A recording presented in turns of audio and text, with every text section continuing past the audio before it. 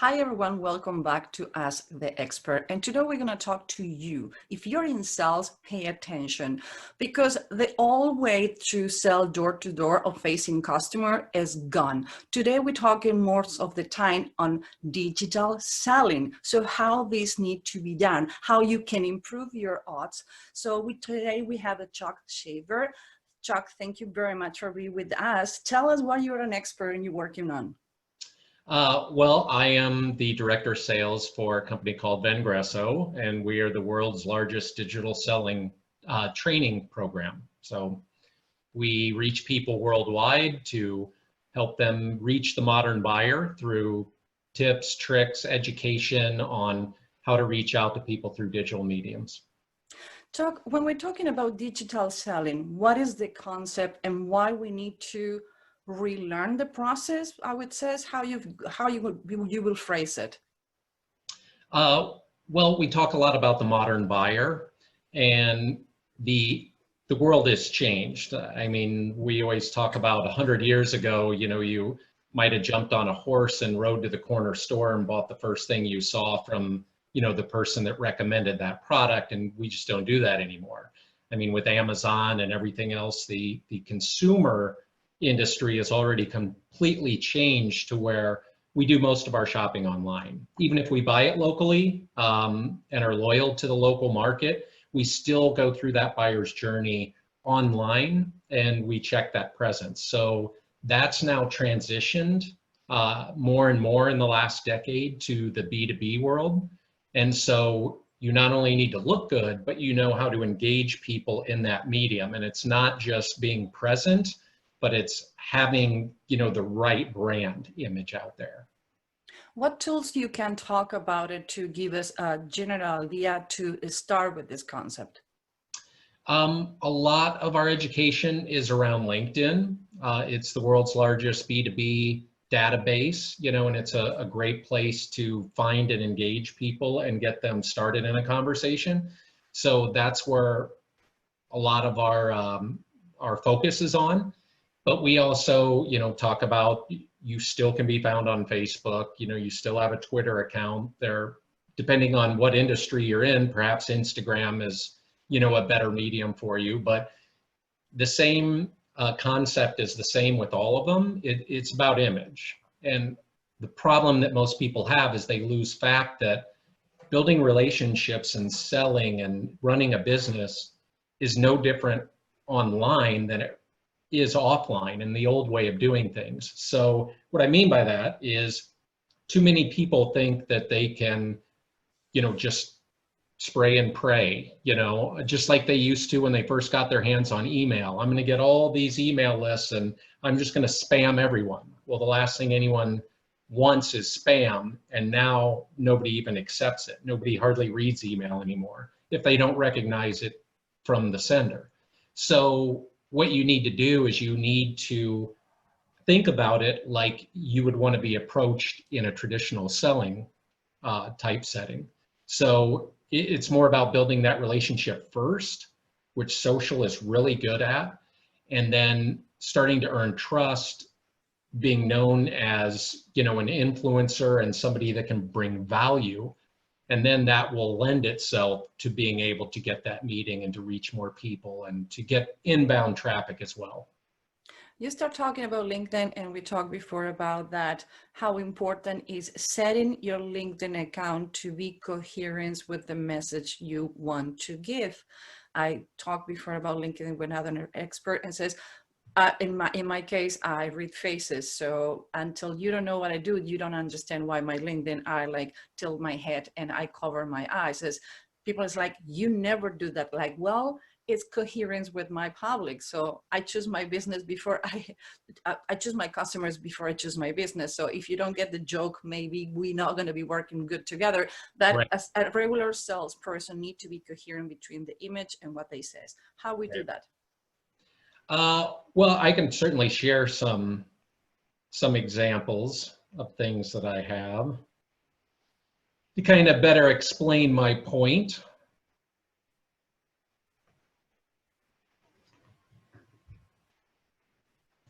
I'll switch the view if you can see this okay.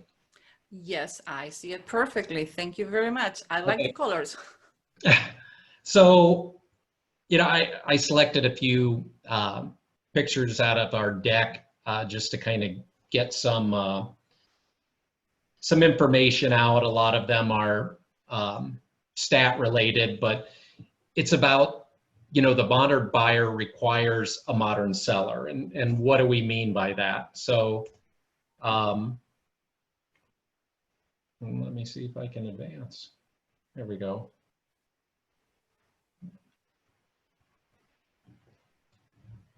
The problem is most people's brand isn't very good.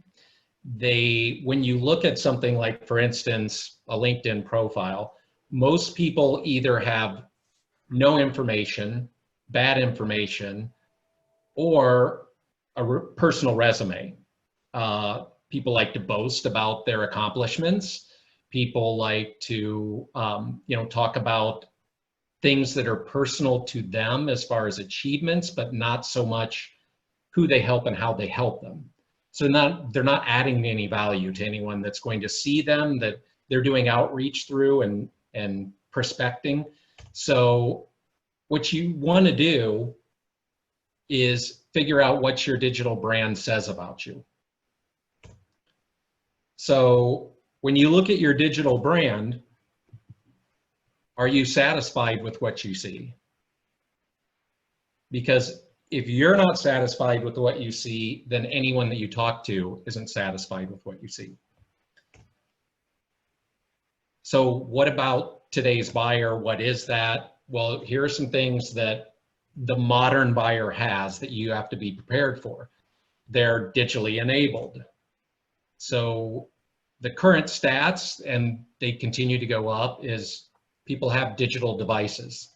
They have 3.64. There's some other stats there in regards to breaking it down by gender or income, but basically everyone has over 3 devices that they're getting connected with. So they're drawing information, they're looking at details. And so if you're not out there, then you're not going to be top of mind of anyone. Then people are socially engaged, not just personally on the Facebooks and Instagram, but people are digitally engaged in LinkedIn and your website and everything else. We're online all the time. So one of the questions was, have you ever used a social media such as LinkedIn or Twitter to assist in any way of the company purchasing decisions? And if you think about that, then I would think that you would say yes. And 75% of B2B buyers that have been surveyed say that they do that. So that influence is out there. So more than half the people are at that medium that you should have your best foot forward on. And 84% of vice presidents or C-level executives use social media to make their purchasing decisions.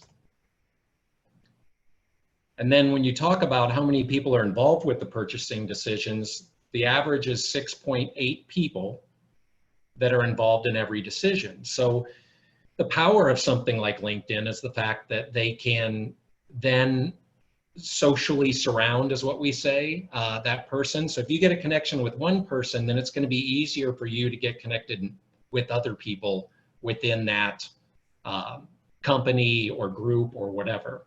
So it's a way that you can really leverage that.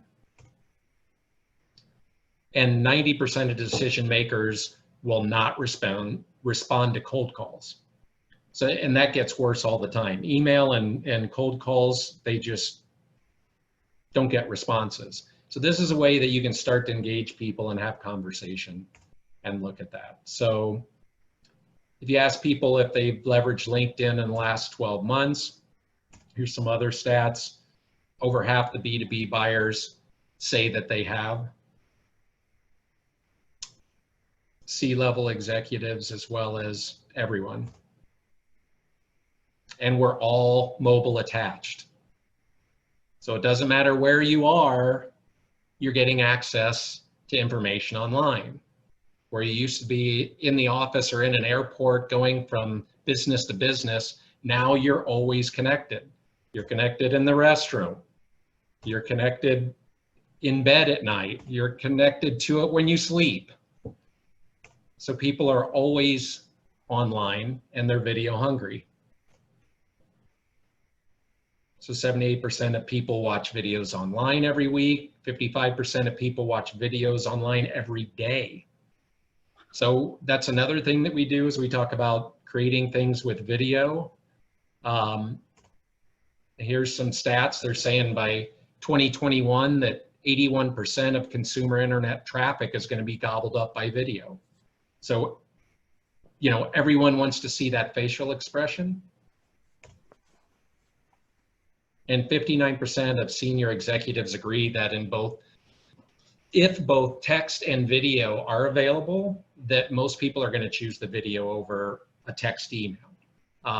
We, you know, sometimes we'll make videos and put them in our email. In fact, our out of office actually has a video response instead of. I was about to ask you that. Now there are a lot of systems who allow you to attach a little message in your email with a video. I personally do that because I want to go back to be humans and use technology to humanize the relationship. And since I, like you said, I do face reading and micro expressions, I want people to see mine and I expect to see them. So I like this tag because I was thinking about just that. Right. So you recommend it? Definitely. Yeah, we've actually, through a lot of our training that we've delivered, once we get people, once we get their LinkedIn profile optimized and once we get them sales trained on how to leverage LinkedIn and other digital mediums, the next thing they ask about is video. You know, how do we get good at video? And it ended up in the last 12 months, we've developed an entire program just around selling with video, because that's very hands-on. We like to do that in person because, you know, people get timid in front of the camera. So you need to coach them through that. You need to give them nice, easy little scripts. You need to get them comfortable with the application. The problem is there's so many tools out there in the tech stack. And something like, for instance, LinkedIn Navigator, there's companies that spend hundreds of thousands, if not millions of dollars, depending on their size, on this miraculous tool, but they don't train their salespeople how to use it. So they might get some training, some education on the features and functionalities of it, but they don't know how to use it right. So it's kind of, you know, our CEO has a phrase that he uses, and it's a fool with a tool is still a fool. So, you know, it doesn't matter what tool you have out there. If you don't know how to properly use it, then you can sometimes do more harm than good. So doesn't matter if you have the best piano in the world. If you have two left hands, no music is going to come up from there. Chuck, I think we need to keep talking about this. It's a long topic and it's getting more interested, and I'm sure people want to know more. So what about if we do this in 2 times and I see you again? Okay, sounds good. Yeah, next time I could talk more about, you know, some specifics on the LinkedIn profile and what you want to focus on. Thank you very much. All right.